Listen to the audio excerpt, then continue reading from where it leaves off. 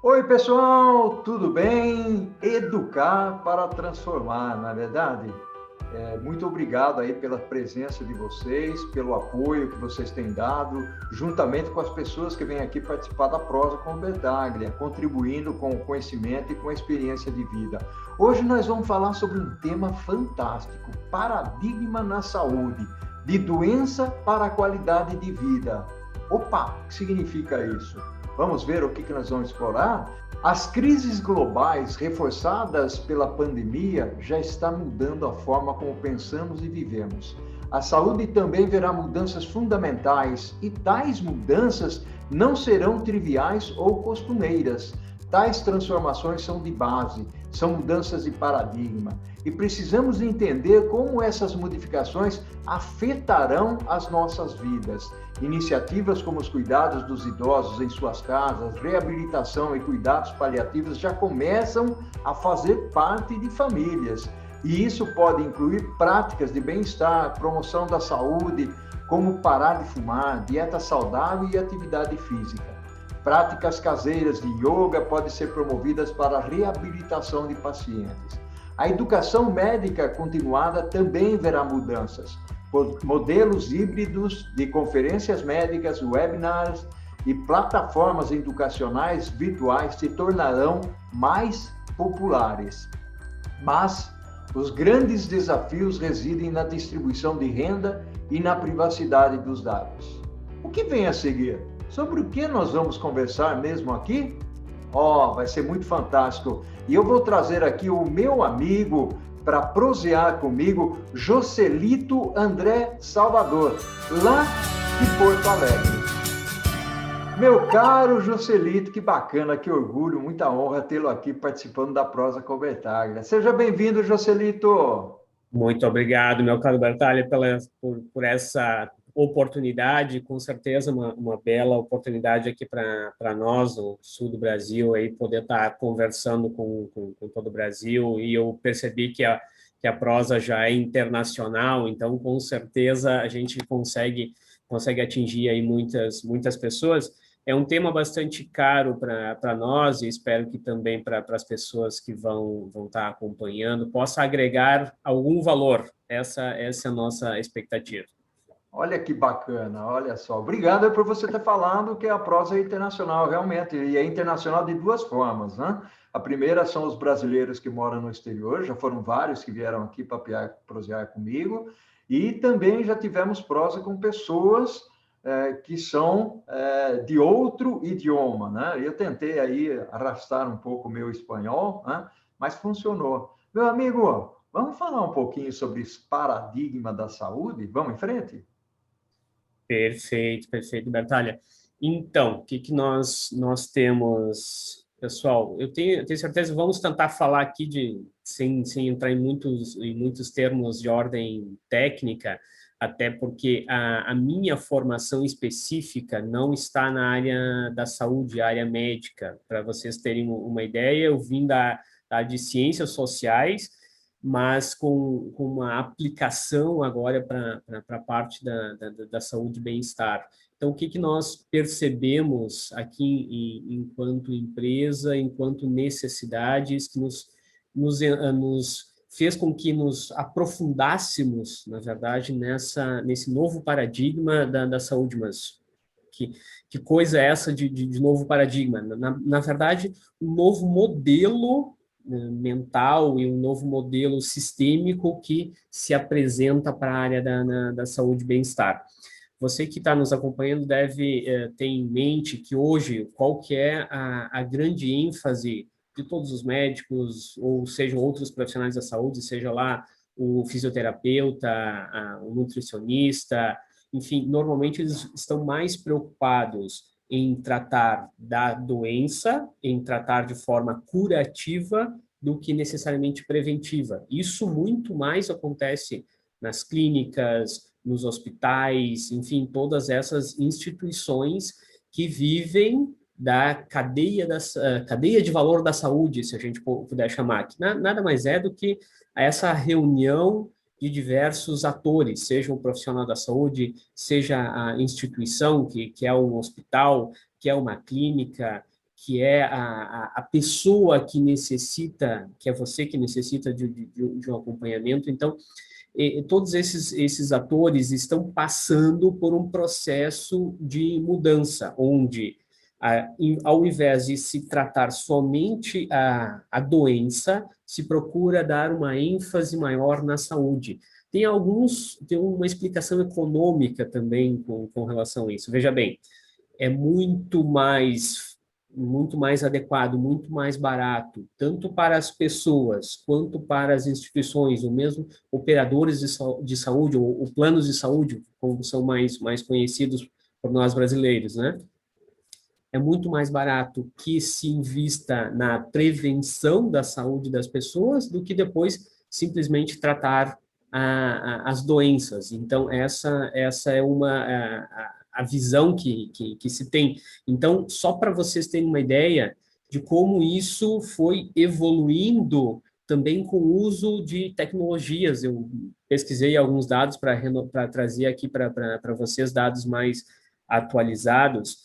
Por exemplo, então, nós temos o uso, a partir disso, de novas tecnologias. Para quê? Por exemplo, inteligência artificial. Inteligência artificial com o intuito também de tentar processo de cura das pessoas, mas também para evitar problemas. Para que vocês tenham um dado em mente, 4,49 bilhões de dólares foram investidos no mundo em 2020, segundo o Valor Econômico, uma reportagem que saiu na semana passada, 4,49 bilhões de dólares em 2020 em projetos de inteligência artificial. E que, para 2021, a ideia é que isso venha a aumentar em 30%. Então, mas para que está se utilizando na prática essa ideia de inteligência artificial, por exemplo, né? Será que a inteligência humana já não era suficiente? A gente vê em muitos casos, em muitas regiões, inclusive aqui na região sul, a ideia do médico de família voltando, aquela ideia daquela pessoa que vai te acompanhando durante a vida e que tenha uma visão sistêmica da tua saúde e não uma visão tão especialista, né? Mas, mundialmente, a inteligência artificial é utilizada basicamente para quê?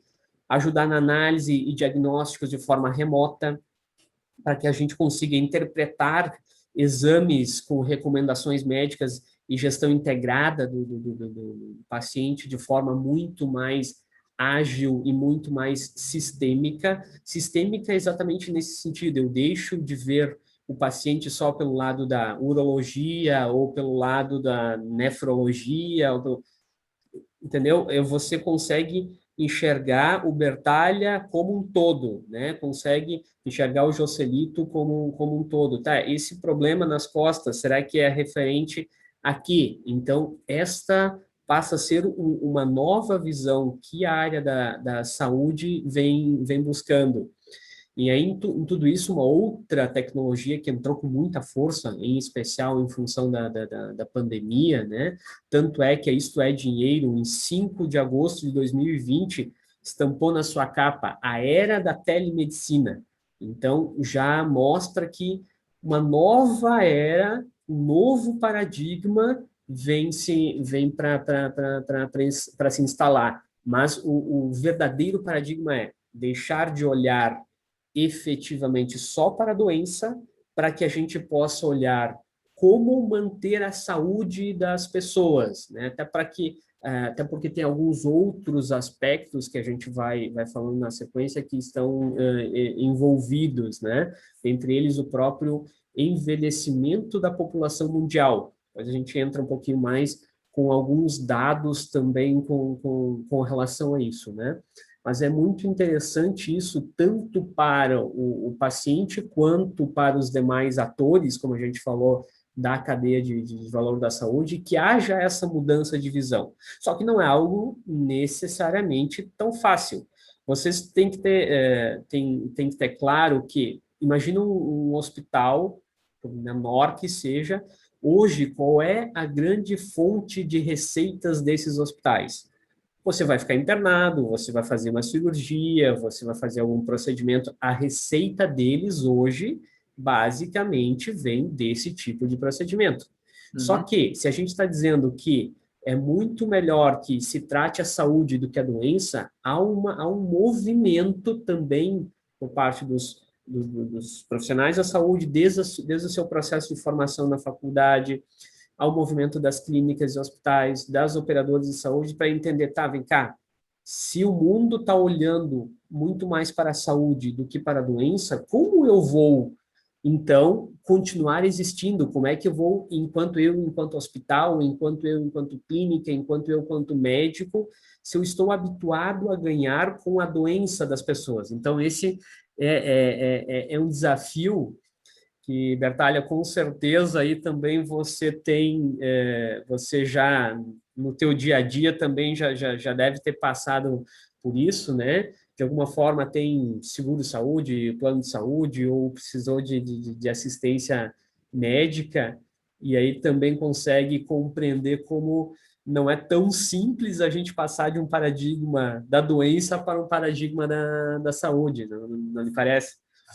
Não, o Juscelito, fantástico esses pontos que você trouxe aqui para a nossa prosa.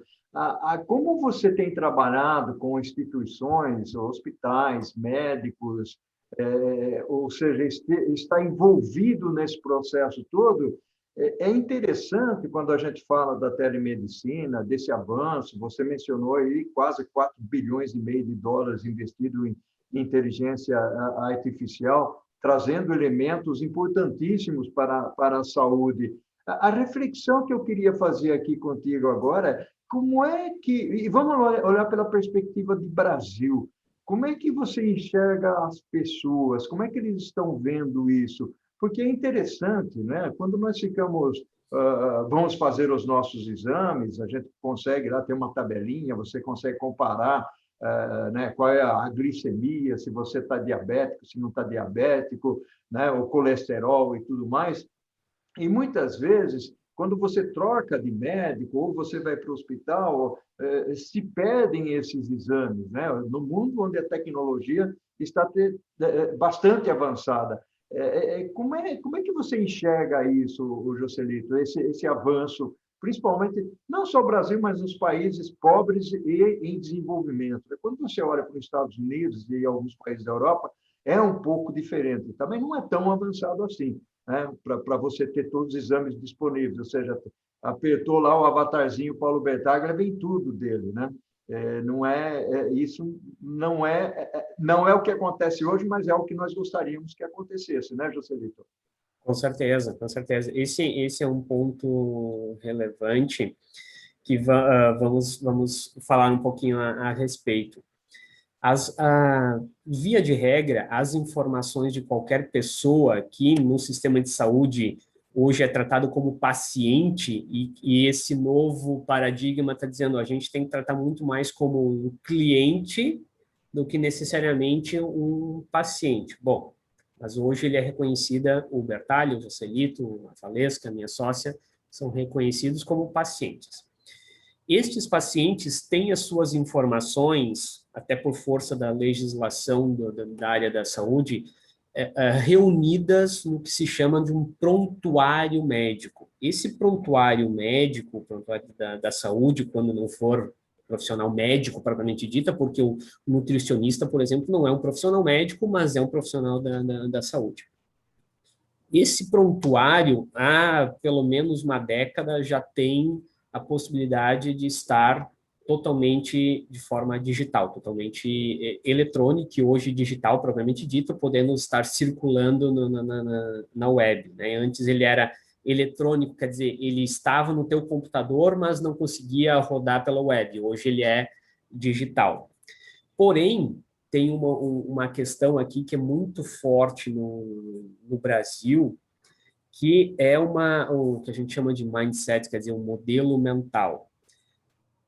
A partir dos médicos, dos profissionais da saúde, e pega isso também muito nas clínicas e nos hospitais, consideram que aquele prontuário eletrônico pertence a sua instituição, se for um médico, pertence a ele enquanto profissional.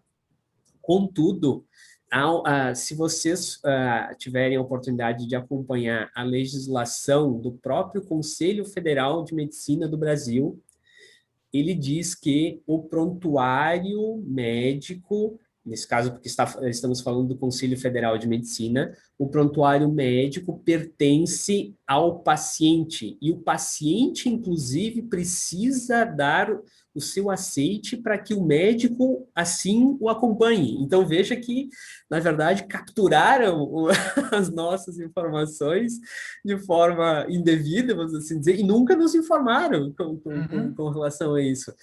Na prática, eu mesmo fui descobrir isso ao analisar a legislação, trocando algumas ideias com um parceiro de Santa Catarina, que estamos implantando algumas soluções de telemedicina em alguns hospitais e clínicas. Ele disse, sabe que a gente está tendo, um caso em São Paulo, um hospital que está se negando a compartilhar os prontuários eletrônicos, mas por força da legislação, esses prontuários eletrônicos não são deles, são das pessoas que fazem parte. Então, só que muitas vezes nós, enquanto pacientes, não temos essa informação.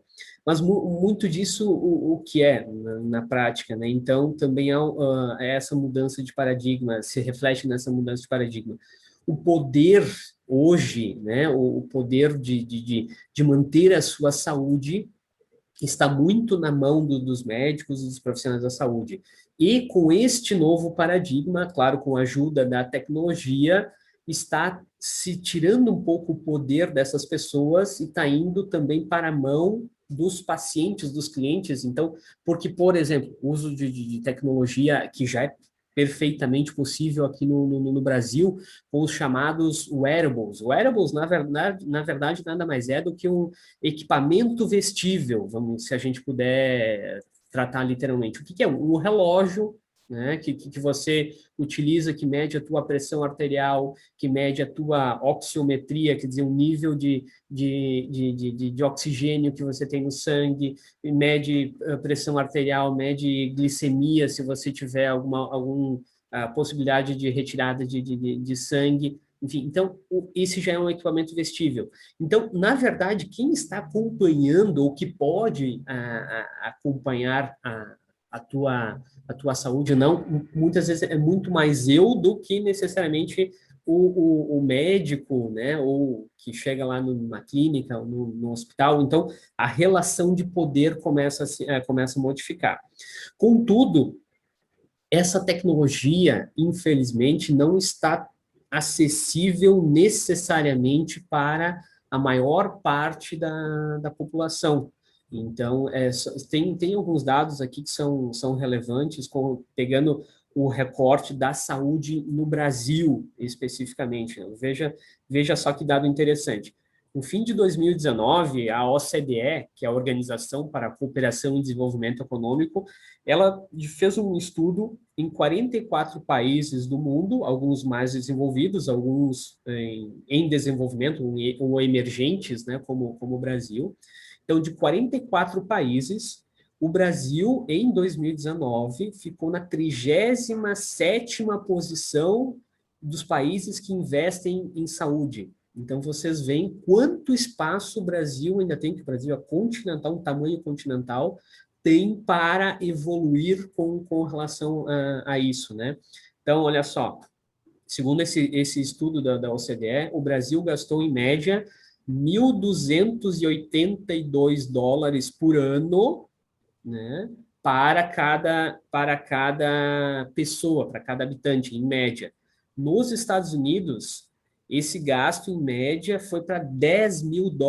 Isso que os Estados Unidos não pode ser considerado referência em saúde, né? A gente sabe que, por exemplo, eles não têm um sistema público de saúde adequado.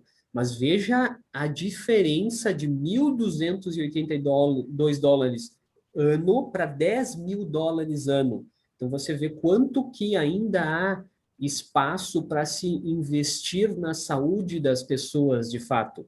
O que a gente tem acompanhado aqui, Bertalha, que a gente também tem uma proximidade com as secretarias municipais de saúde.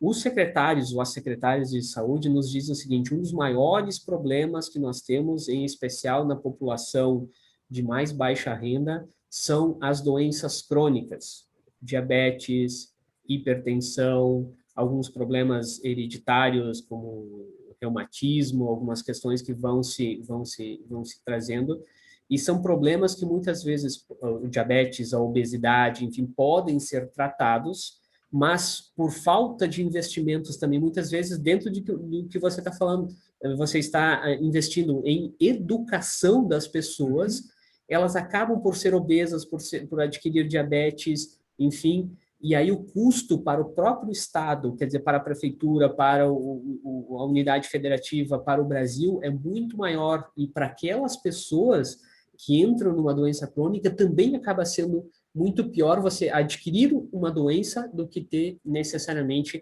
a manutenção da tua saúde. Então, infelizmente, há uma necessidade ainda de se investir muito mais na saúde das pessoas, na prevenção da saúde, do que no tratamento das doenças, porque na prática, o que eu falei antes de wearables, de inteligência artificial, se vocês forem ver, está muito, muito mais acessível para quem tem um bom plano de saúde, um bom seguro-saúde, né, e que ainda vai pagar, você paga um valor relativamente alto por mês, e ainda vai ter que pagar, vai ter que ter uma coparticipação, quer dizer, vai ter que ter um pagamento quando for realizar um exame, quando estiver disponível esses equipamentos de monitoramento para você, ou você vai ter que comprar, enfim, então está muito mais disponível para pessoas de alta renda do que para grande parte da população. Isso, de fato, acontece. Ô, Joselito, fantástico, meu amigo. Uma das coisas que eu gostaria de fazer agora, nessa nossa prosa aqui, muito bacana, está muito legal, eu estou gostando muito, tá? Mas eu queria desbravar uma outra partezinha, que é, ok, essa é a realidade, a gente está enxergando que o mundo está mudando em alguns aspectos, mas qual é a perspectiva dessa mudança futura? E eu queria fazer o seguinte: nós interrompemos aqui a nossa prosa, toma uma aguinha e um café e a gente volta para o segundo tempo, pode ser? Fantástico, fazemos isso. Oi, Joselito, fantástica essa nossa prosa aqui, muito bacana mesmo, meu amigo, né? Você está trazendo temas aqui, temas de interesse para todo mundo, né? Todo mundo, ou seja, são alguns pontos para reflexão e pontos fundamentais. Joselito, vamos falar um pouquinho do que seria necessário, como é que a gente trabalha esse aspecto da mudança, porque não é só o lado do paciente, tem toda uma estrutura pública, hospitalar, médicos, instituições acadêmicas que devem olhar com carinho para isso. Estou certo? Com certeza, Bertalha. Tocaste num ponto altamente relevante, porque um dos grandes projetos que nós temos conduzido por aqui tem o apoio da PUC-RS, da Pontifícia Universidade Católica aqui do Rio Grande do Sul, onde, então, eles, há algum tempo, criaram um ecossistema que nada mais é do que a união de diversos atores, diversas instituições que eles têm internamente, chamada BioHub, preocupada com o que eles chamam de ciências da vida. Então, na prática, o que é?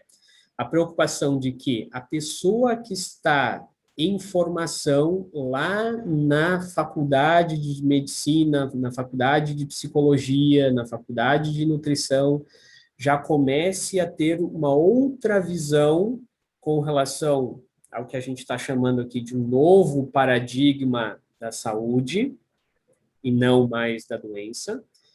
Também comece a ter uma visão com relação a como eu melhor utilizar essas novas tecnologias. Então, esse é um dos pontos. Envolve também a oportunidade de se utilizar um parque tecnológico, então, onde há o desenvolvimento das chamadas, hoje está muito em voga, né, as startups, quer dizer, aquelas empresas que nascem para resolver algum problema específico, mas também há uma necessidade que nós aqui diretamente, também com o apoio da PUC, numa aproximação com o poder público, porque o poder público tem aqui um papel bastante relevante com relação a isso, seja o poder público municipal, seja o poder público estadual, seja o poder público federal. A gente sempre diz que naturalmente, o poder público municipal parece que o que tem maior relevância, porque, querendo ou não, as pessoas moram nos municípios, né? Num primeiro, num primeiro nível, quem é mais próximo das pessoas, de uma forma geral, você mora em algum município, então quem te é mais próximo é o poder público municipal. Não que você vá depender necessariamente da saúde pública, porém, o poder público é um ator extremamente relevante com relação a isso, até para que possa incentivar a pesquisa, até para que possa ajudar a mudar algumas legislações que, por exemplo, a telemedicina, se nós formos pegar ao pé da letra, ela só está sendo permitida no Brasil enquanto houver a pandemia, enquanto vigorar, vamos assim dizer, a pandemia Covid-19. Ela ainda não é regulamentada, a telemedicina, no Brasil, para estar vigente pós-pandemia. Então, essa é uma questão. Mas quem que pode liberar isso? Naturalmente, envolve-se Conselho Federal de Medicina, Conselho Federal de Psicologia, de Nutrição, enfim, mas também precisa ter o poder público que vai legislar, que vai fazer com que isso se transforme numa lei, depois o Poder Executivo vai executar, vai colocar isso em prática. Então, acaba sendo uma união entre os entes da educação, sejam, a gente começa a trabalhar aqui também com escolas, né, com as faculdades, então o poder público, as empresas da iniciativa privada, não só empresas de tecnologia, porque a gente muitas vezes é acostumado a falar bastante de empresas de tecnologia, mas as empresas de tecnologia que estão apoiando esses atores, como clínicas, como hospitais, enfim. Então, claro que tem alguns hospitais, se vocês forem pegar como referência um Albert Einstein, né, em São Paulo, ou um Moinhos de Vento, em Porto Alegre, eles já começam a trabalhar num outro nível de atendimento aos clientes, né? Mas tem, por exemplo, um HC, um Hospital de Clínicas de São Paulo, que também começa a perceber que quem não tem necessariamente acesso à saúde privada pode ter um acesso, ou deve ter um acesso à saúde de qualidade. Então, isso é extremamente relevante. Então, para que isso aconteça, é necessário envolver poder público, poder privado e, naturalmente, as pessoas quererem, né? Então, você que está aí nos acompanhando, precisa também passar a ter esse olhar de cuidar muito mais da sua saúde e não depender que alguém, um médico, enfim, cuide disso. Então, também passa um pouquinho dessa nossa mudança de mentalidade. Por isso que temos um projeto que vai começar a rodar, a tratar esse paradigma já com as crianças lá das séries iniciais, né? Como elas cuidarem da sua saúde desde as séries iniciais. Então, basicamente, é assim que procura se instalar um novo paradigma. Na prática, o processo de mudança para o ser humano nunca acontece da noite para o dia. Até porque, se acontecesse da noite para o dia, é algo que não vai permanecer, né? Então, é algo lento, gradual, que com certeza as próximas gerações, a partir de nós, é que vão desfrutar isso na sua plenitude. Mas nós, com certeza, já vamos ter muitos benefícios que as gerações anteriores não usufruíram. Uhum.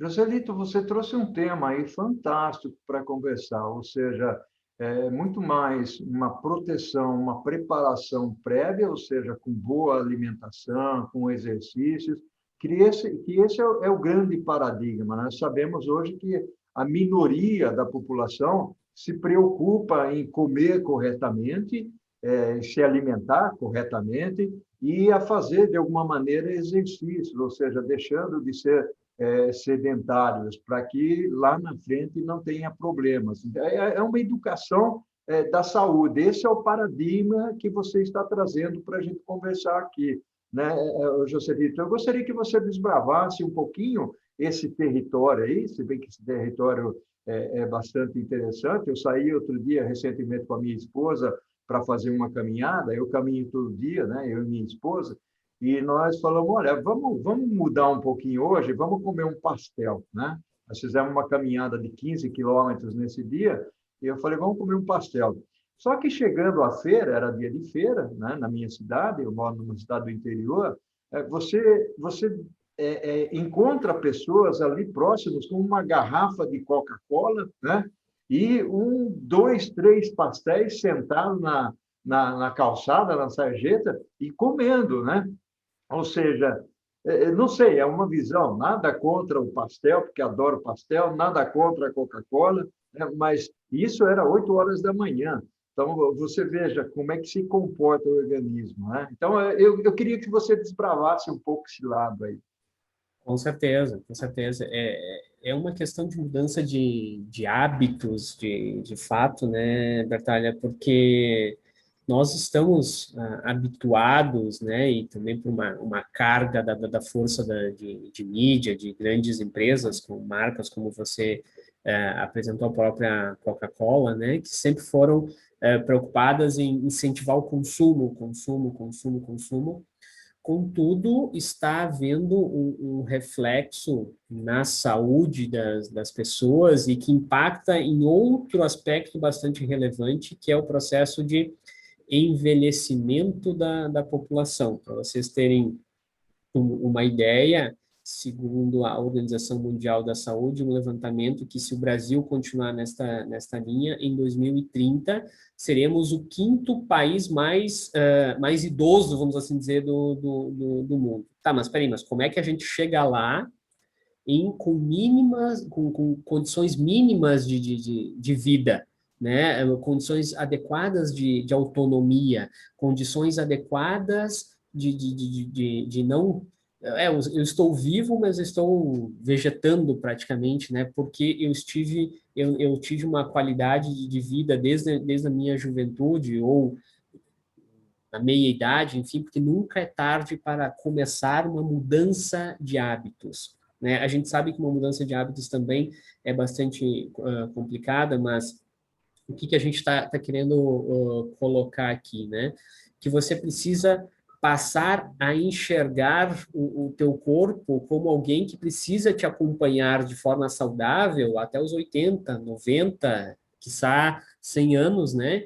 Que o avanço tecnológico nos propõe. Tá, mas como é que eu vou chegar até lá se eu não for cuidando dessa minha máquina, vamos assim dizer, complexa, que é o nosso corpo, né? Então, você vai estar comentando de um aspecto bastante simples, fácil de se fazer e que praticamente não tem contraindicações, que é a caminhada, né?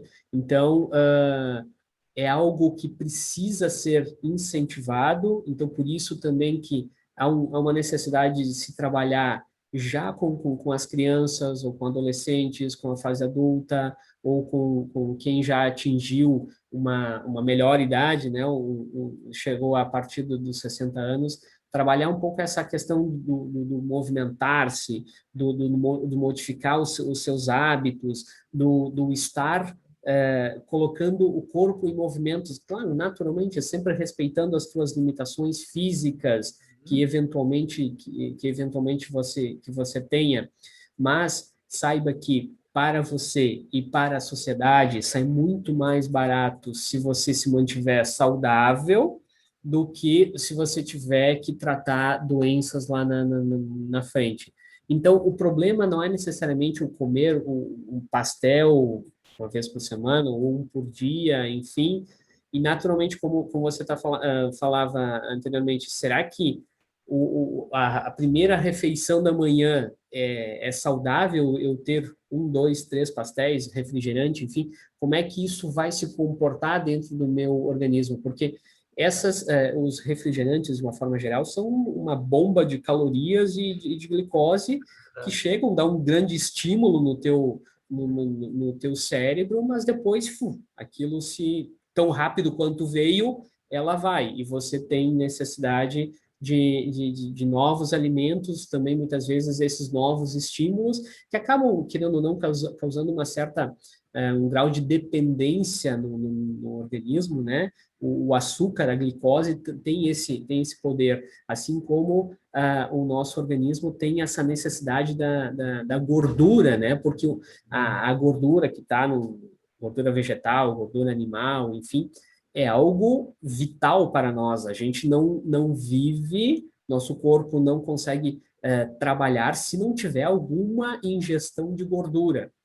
Mas você tem que cuidar com os excessos, porque é algo que naturalmente é saboroso, o cérebro entende como por ser algo necessário, entende, então ele responde muito bem com relação a isso. Olha, ele te dá vontade de comer mais, mas há uma necessidade de reprogramação mental, se a gente puder chamar assim, e começa com começa com essa mudança de hábitos. E você vai ver que depois que você tá habituado a caminhar, a correr, enfim, você pegou um pastel, vai pegar o segundo, cara, ele já não te cai tão bem quanto era anteriormente, porque o teu corpo já começou a adquirir novos hábitos, começou a adquirir uma nova forma de funcionar. Assim como se você está habituado a correr, e se você passa uma semana sem correr, teu corpo começa a pedir aquilo, né? Então, é algo que há essa mudança. Não te preocupe de querer fazer isso da noite para o dia, mas se hoje você consegue caminhar um quarteirão, né? Faça isso durante uma semana, depois passe para dois, enfim, e vai evoluindo e naturalmente respeitando as limitações do teu corpo. E aí sim, o profissional médico, o profissional da saúde pode te ajudar. Olha, Bertalha, você daqui a pouco tem um probleminha aqui no joelho que a gente pode prevenir dessa forma, mas não vai te permitir, não vai te impedir que você caminhe, que você corra. Você está aqui com colesterol um pouquinho elevado, daqui a pouco vamos incentivar a tua caminhada, vamos incentivar a tua corrida. Então, na prática é isso, é inserir novas práticas, assim como a própria meditação, que você colocou no início da nossa conversa, algo que possa mudar hábitos para hábitos mais saudáveis, que na prática vai te beneficiar diretamente.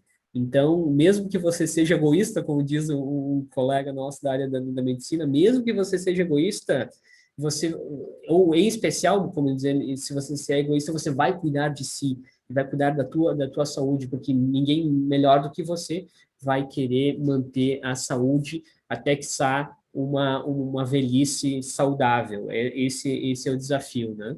Maravilha, meu amigo. Joselito, fantástico, muito legal a nossa prosa. Pena que ela está acabando, né? Passou voando. Joselito, meu amigo, é infinito e além. Aquele abraço para você, né? Gratidão enorme por você vir aqui e contribuir, deixar o seu recado, deixar a sua contribuição em relação ao conhecimento, à experiência, tá bom? Eu que agradeço aqui em nome também da minha sócia que está nos acompanhando. A gente faz questão de divulgar esse projeto que é fantástico, como você disse, é um investimento em educação, não é para promoção de marca, muito além disso. Naturalmente que a gente vive de receitas, mas há um propósito muito maior que é levar conhecimento para as pessoas e vocês estão de parabéns aí por esse projeto. Gratidão, meu amigo. Tudo de bom. Tá? Igualmente. Tchau. Tchau, tchau.